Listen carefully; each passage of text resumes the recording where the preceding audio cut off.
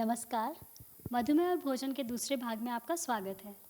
आपने इस वीडियो के पहले भाग में सीखा कि हमारा भोजन किन किन पोषक तत्वों से मिलकर बना है और एक संतुलित आहार क्या है और उसका हमारे वज़न और डायबिटीज़ को नियंत्रित रखने में क्या योगदान है। आज हमारे साथ कुछ मेहमान हैं जिनके परिवारजनों या मित्रों को डायबिटीज़ है।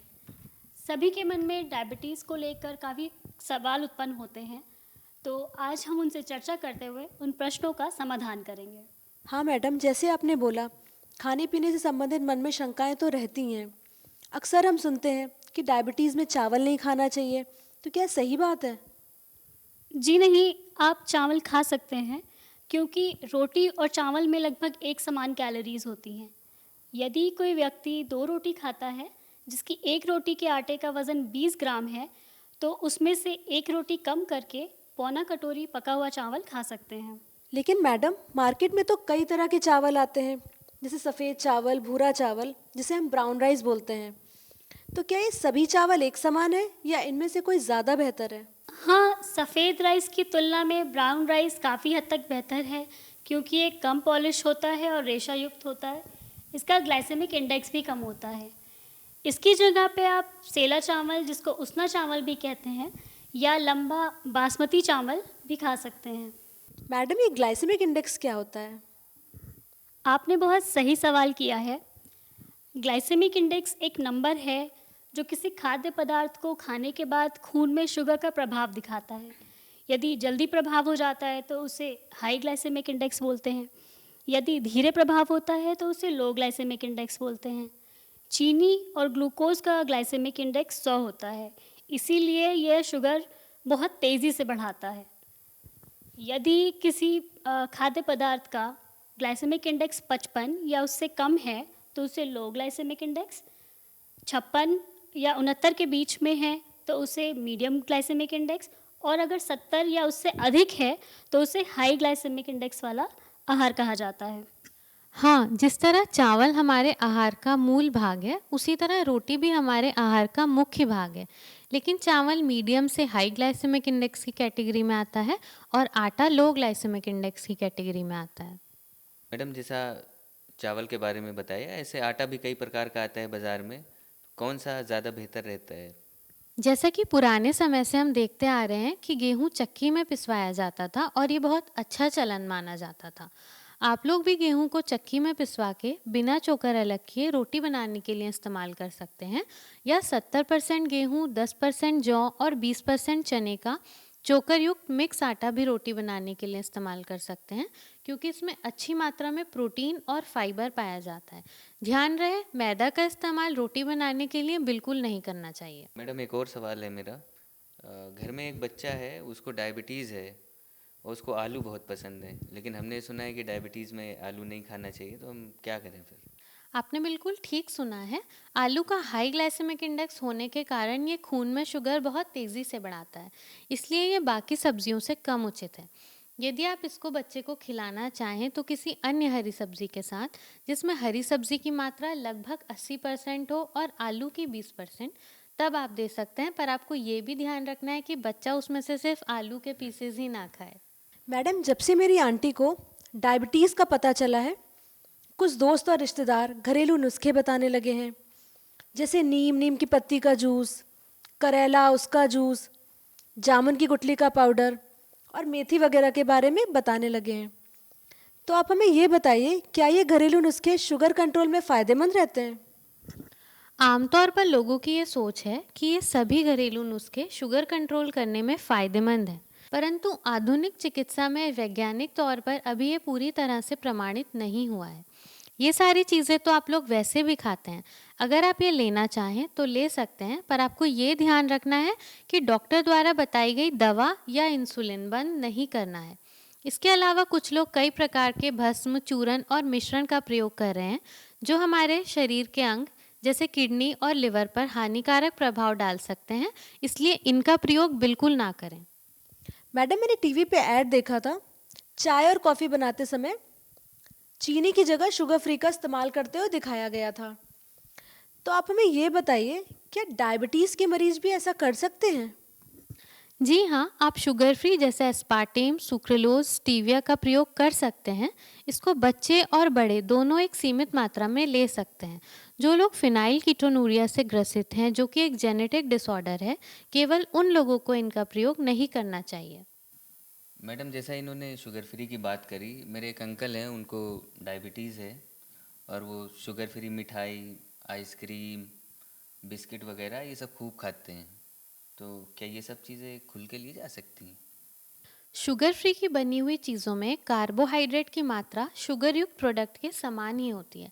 इसके साथ ही स्वाद बनाए रखने के लिए इसमें अधिक मात्रा में वनस्पति घी का प्रयोग होता है, जो कि डायबिटीज़ से प्रभावित लोगों के लिए हानिकारक है।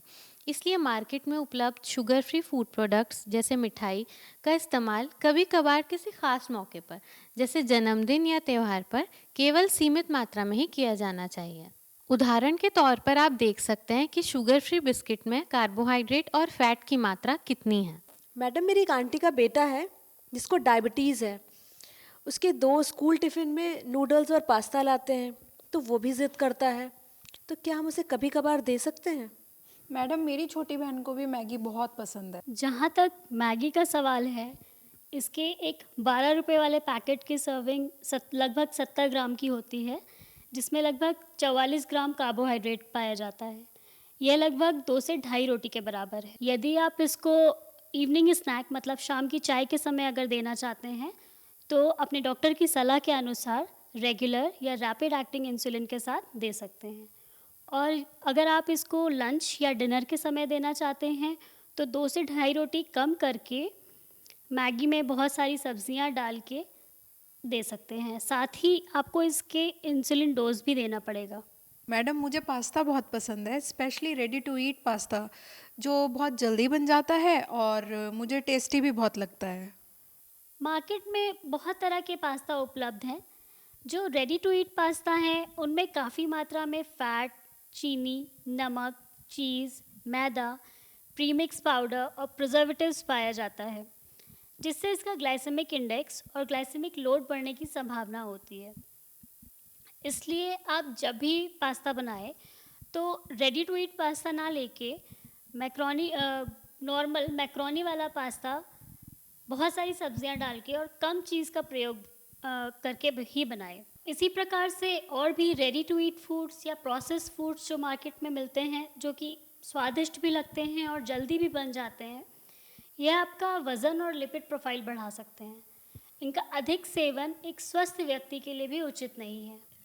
मैडम, आजकल दुकानों में कई तरह के तेल दिखते हैं, तो आप हमें ये बताइए कि खाना बनाने के लिए सबसे बेहतर कौन सा है? आप लोग कड़वा तेल मतलब सरसों का तेल, तिल, मूंगफली, सूरजमुखी, सोयाबीन और चावल की भूसी का तेल इस्तेमाल कर सकते हैं, क्योंकि इसमें मुफा और पूफा पाया जाता है। यह बैड कोलेस्ट्रॉल और ट्राइग्लिसराइड्स को कम करता है और इंसुलिन को भी प्रभावी बनाता है। मूफा और पूफा मतलब मोनो अनसैचुरेटेड फैटी एसिड्स और पॉली अनसैचुरेटेड फैटी एसिड्स की अधिक जानकारी आपको इसके पहले भाग में मिलेगी, जिसका लिंक डिस्क्रिप्शन में दिया हुआ है। इसके विपरीत 2 तरह के फैट्स आपके लिए हानिकारक हैं। पहला है सैचुरेटेड फैट्स, दूसरा है ट्रांस फैट्स। ये बैड कोलेस्ट्रॉल और ट्राइग्लिसराइड्स को बढ़ाता है और गुड कोलेस्ट्रॉल को कम करता है, और यह डायबिटीज़, स्ट्रोक, हृदय रोग और कैंसर जैसी घातक बीमारियां होने की संभावना को बढ़ाता है। सैचुरेटेड फैट्स के उदाहरण हैं जैसे घी, वनस्पति घी, मक्खन, मलाई, अंडे का पीला भाग, लाल मांस मतलब गोश्त। और ट्रांस फैट्स के उदाहरण हैं सभी प्रकार के तले हुए पदार्थ, समोसा, पकौड़े, कचौड़ी, पूड़ी, पराठा और बेकरी प्रोडक्ट्स जैसे केक्स, बिस्किट्स, मफ़िन्स इत्यादि। मैम, इसी से संबंधित सवाल है मेरा। जैसा तेलों के बारे में बताया कि कई तरह के तेल आते हैं बाज़ार में, हमने सुना है ऐसे कि डायबिटीज़ में तेल बदल बदल के इस्तेमाल करना चाहिए, तो क्या ये बात सही है? हाँ, ना ही सिर्फ डायबिटीज़ में बल्कि सभी लोगों को शरीर में ओमेगा 3 और ओमेगा 6 का सही रेशियो बनाए रखने के लिए तेल बदल बदल कर इस्तेमाल करना चाहिए, या फिर आप तेलों के दर्शाए गए कॉम्बिनेशंस को भी इस्तेमाल कर सकते हैं। एक और ज़रूरी बात, आमतौर पर घरों में एक बार तलने के लिए इस्तेमाल में लिए गए उसी तेल को बार बार तलने के लिए प्रयोग में ले लेते हैं। ऐसा करना ठीक नहीं है। मैम ऐसा क्यों? फिर बचे हुए तेल का क्या करें? क्योंकि बचे हुए तेल को दोबारा गर्म करने में उसमें ट्रांस फैट्स पैदा हो जाते हैं। जैसा मैडम जैनब ने आपको बताया कि ट्रांस फैट्स हमारे लिए बहुत ही हानिकारक हैं, इसलिए एक बार तलने के लिए इस्तेमाल में लिया गया तेल दोबारा तलने के लिए ना प्रयोग करके सब्जी बनाने के लिए प्रयोग किया जा सकता है। मैम मेरी छोटी बहन को तरबूज बहुत पसंद है, पर मैंने नोटिस किया है जब भी वो तरबूज खाती है उसकी शुगर बढ़ जाती है। मैडम इसी से संबंधित मेरा भी एक सवाल है। अक्सर हम सुनते हैं कि डायबिटीज़ हो गया, अब सारे फल और फलों का जूस बंद कर दो, तो क्या ये सही बात है? फल नहीं खाना है ये बिल्कुल गलत है, पर ध्यान रहे फलों का जूस नहीं लेना है। आपको याद है ना, वीडियो की शुरुआत में मैडम जैनब ने आपको ग्लाइसेमिक इंडेक्स के बारे में बताया था। ग्लाइसेमिक इंडेक्स के आधार पर फलों को भी 3 श्रेणी में बांटा जाता है। अगर हम तरबूज की बात करें तो इसका ग्लाइसेमिक इंडेक्स 70 होता है, ये हाई ग्लाइसेमिक इंडेक्स की कैटेगरी में आता है। आम का जीआई लगभग 60 होता है, ये मीडियम ग्लाइसेमिक इंडेक्स की कैटेगरी में आता है। और संतरे का ग्लाइसेमिक इंडेक्स लगभग 43 होता है, ये लो ग्लाइसेमिक इंडेक्स की कैटेगरी में आता है।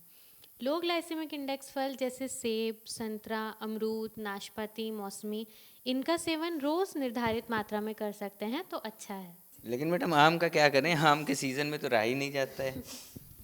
जी, आप सही कह रहे हैं। आप एक साथ पूरा आम ना खाकर एक समय पर एक फाड़ी मतलब एक फाक खा सकते हैं। इससे ज़्यादा आम की मात्रा आपके शुगर पे प्रभाव डाल सकती है। बाकी आम और अन्य फलों के ग्लाइसेमिक इंडेक्स के बारे में ज़ेबिश मैडम आपको बता ही चुकी हैं। जैसा कि आपने देखा कि कैसे हम खान पान और पोषण से संबंधित बातों का ध्यान रख के मधुमेह पर नियंत्रण कर सकते हैं। साथ साथ हम अपनी जीवन शैली में व्यायाम, टहलना और योग आदि को शामिल करके एक स्वस्थ जीवन जी सकते हैं। इससे आगे मधुमेह पे चर्चा हम भोजन और मधुमेह के तीसरे भाग में करेंगे, आप ज़रूर देखिएगा। धन्यवाद।